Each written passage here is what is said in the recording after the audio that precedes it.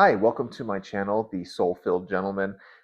This segment and this playlist that I kind of put together goes into detail about the little stories that happen every day to me where Jesus, the Holy Spirit, and God are involved. I used to think that Jesus only worked in like these big miraculous ways, but I've started to learn to listen to him, and small things keep happening every single day, every single week. There's like a small Jesus moment that I get to experience, and this is where I get to share those moments with you. And they're not necessarily all like on the same line or in the same mission or direction, but they keep happening to me, and so I gotta kind of share the cool stuff that happens as it happens while it's fresh. And this one was really cool because it it was random, but it wasn't like a good random. So I was taking my wife's car in to go get service because that's kind of my job. I take care of the cars, and I'm fine with that. I've worked in cars. I know them. I'll get the services done that need to get done, and my wife just doesn't want to deal with it, and I totally get it. And I like to go to car dealerships and look at all the cars, so it's kind of a win-win. But so I was taking her car in for some service, and on the way in, I was driving to the dealership where I was getting it done, and I was looking out my window, and there was this bank over there next to the dealership. And it's different than all the banks that I normally went to because that day I was going to pick out which bank to set up my business bank account. I just needed a secondary one. And I've already had a bank in my past that I've been using for all of my businesses that I've started up. And I've used them for years. And so I saw this one and I felt this little tug. And the Holy Spirit's like, I need you to go in there and open up a business bank account. And I kept driving and I was like, okay, yeah, sure. Let me go look at some of the perks of some of the other banks that have different business benefits, right? So I got to the dealership, I dropped off the car, I went and had a little bit of breakfast, and then I sat down and I started researching different like business bank accounts and savings accounts and credit cards and perks and like overdraft protection and all those fun little details that come with opening up an account. And this bank that I've been using in the past always was like at the top of the list.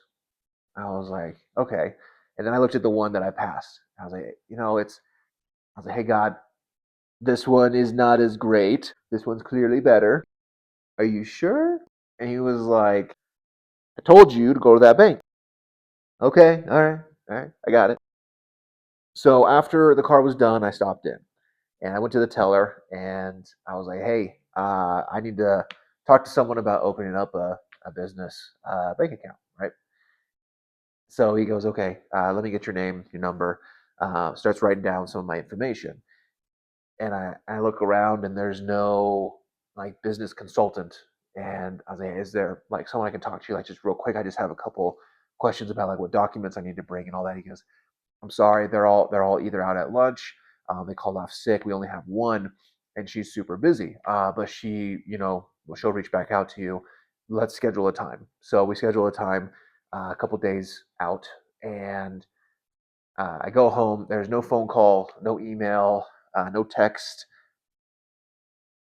There's just radio silence. And I was like, okay, God, I mean, they didn't even follow up with me. It's cool. This other bank, they would have called, scheduled, bent over backwards trying to get me through the doors. And this bank didn't even do that.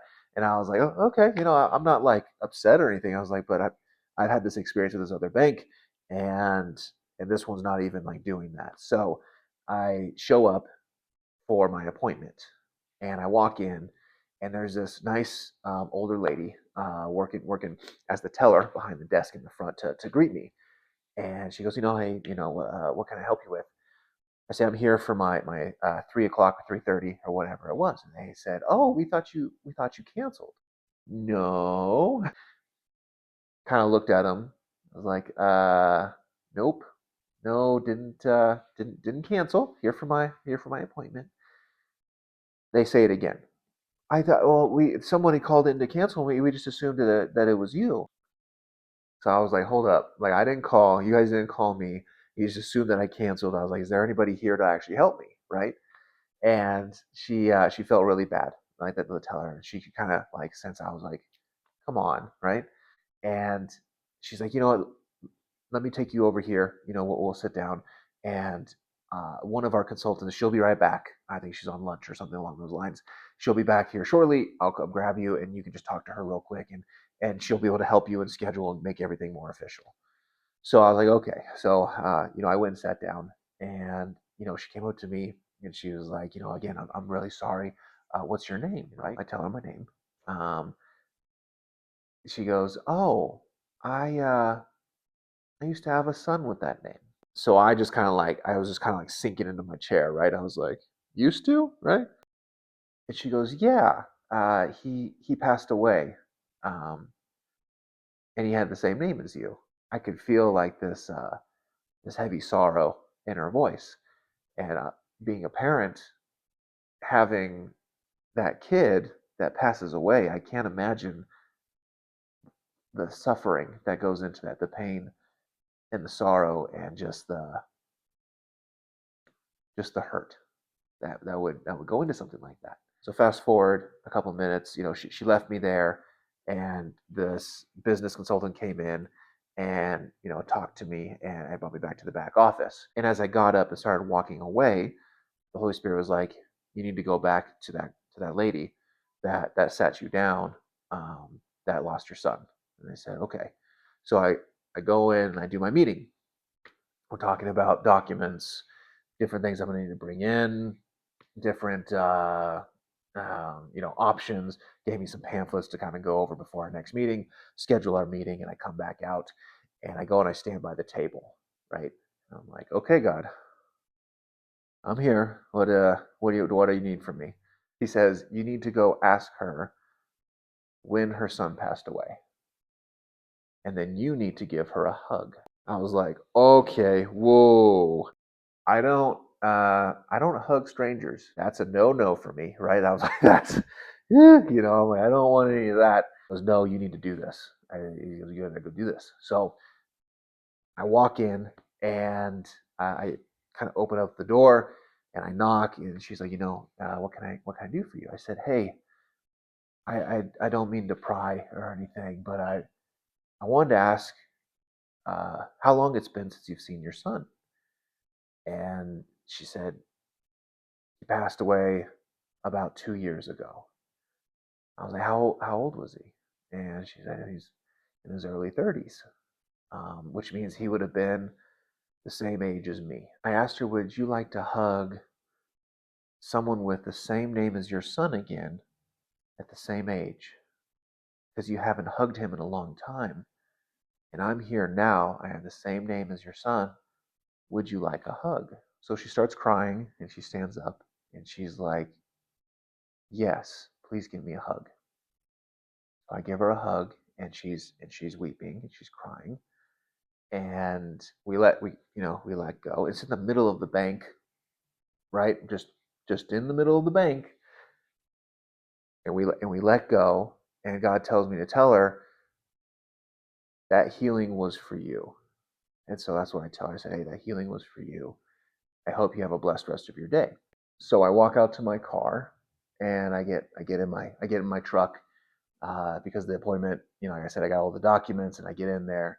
And God looks down and He says, "That's why you're going to bank here, because every time that you come in and you see her, you're going to give her a hug, and it's a little piece of healing from when she lost her son.